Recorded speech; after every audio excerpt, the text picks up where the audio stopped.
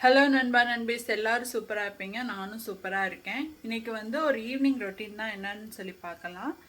இன்றைக்கி வந்து 2 நாள் எனக்கு உடம்பு சரியில்லை. சரி, இன்றைக்கி அதனால் வந்து நம்ம டின்னருக்கு வந்து தக்காளி சாதமும் உருளைக்கிழங்கும் பண்ணலான்னு சொல்லியிருக்கேன். வாங்க பார்க்கலாம். நான் வந்து தக்காளி சாதத்துக்கு வெங்காயம் தக்காளி கட் பண்ணி வச்சுருக்கேன். அடுத்து வந்து மசாலா கொஞ்சம் எடுத்து வச்சுருக்கேன். சில்லி பவுடர், மஞ்சள் பொடி, கரம் மசாலா, கொஞ்சோண்டு பிரியாணி மசாலா.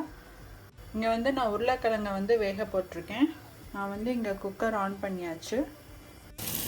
நான் வந்து வெங்காயம் போட்டு வதக்கிட்டுருக்கேன். வெங்காயம், இஞ்சி பூண்டு பேஸ்ட்டும் போட்டு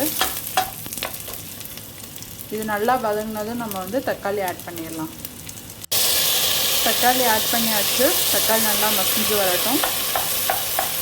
இதுக்கு ஆக்சுவலாக நம்ம கொத்தமல்லி கூட போடணும்.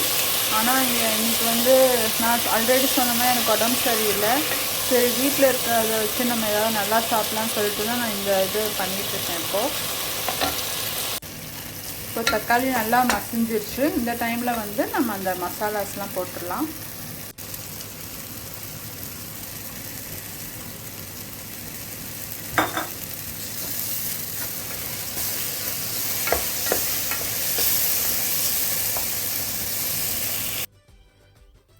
நான் இப்போ இதில் வந்து தேங்காய் பாலும் தண்ணியும் ஊற்றிருக்கேன். நம்ம வந்து 1 டம்ளர் ரைஸ்னால் 1.5 டம்ளர் தண்ணி ஊற்றணும். ஸோ நீங்கள் எந்த டம்ளரில் எடுக்கிறீங்களோ அதுக்கேற்ற மாதிரி அளவு பார்த்துக்கோங்க.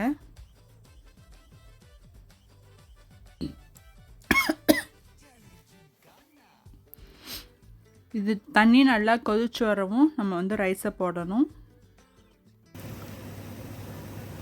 இது வந்து நல்லா தண்ணி கொதிச்சு வரவும் டேஸ்ட் பாருங்கள். கொஞ்சம் உப்பு லைட்டாக அதிகமாக இருந்தோடனே வந்து நம்ம ஊற வச்ச ரைஸை போட்டுடலாம்.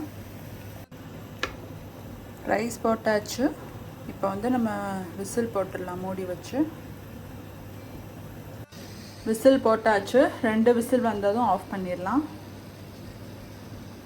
எனக்கு உடம்பு சரியில்லைன்னு சொல்லிட்டு சரி இன்றைக்கி ஏதாவது நல்லா டேஸ்டியாக சாப்பிடணும்னு தோணுச்சு. அதான் வந்து வீட்டில் ஒரு சில ஜாமான் இல்லாட்டினாலும் சரி தக்காளி சாதம் பண்ணி சாப்பிட்லான்னு நினச்சி தான் பண்ணிகிட்ருக்கேன். இன்றைக்கி நான் சொன்னேன் இல்லையா, தக்காளி சாதம் பண்ணும்போது கொஞ்சம் பிரியாணி பவுடர் போட்டிங்கன்னா நம்ம எப்போவுமே நான்வெஜ் சாப்பிட முடியாது. ஸோ அந்த மாதிரி டைம்லாம் இந்த மாதிரி வெரைட்டி ரைஸ் பண்ணி அதில் இந்த மாதிரி பவுடர் போட்டு சாப்பிட்டிங்கன்னா டேஸ்ட் இன்னும் என்ஹான்ஸ் பண்ணி கொடுக்கும். நல்லா இருக்கும். இந்த ஐடியா உங்களுக்கு பிடிச்சிருக்குன்னு நினைக்கிறேன். ஃபாலோ பண்ணுங்கள். சூப்பராக தக்காளி சாதம் ரெடி ஆயிடுச்சு. பார்க்கவே செம்மையாக இருக்குது.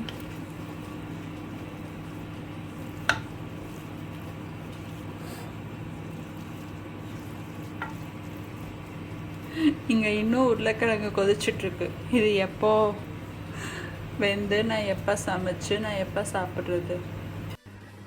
நான் வந்து உருளைக்கிழங்கு ரெடி ஆனதும் அதை சமைச்சிட்டு நான் வந்து ஃபோட்டோ அட்டாச் பண்ணுறேன். இந்த ஈவினிங் vlog உங்களுக்கு பிடிச்சிருக்குன்னு நினைக்கிறேன். பிடிச்சிருந்தால் like, share and subscribe. Thanks for வாட்சிங்.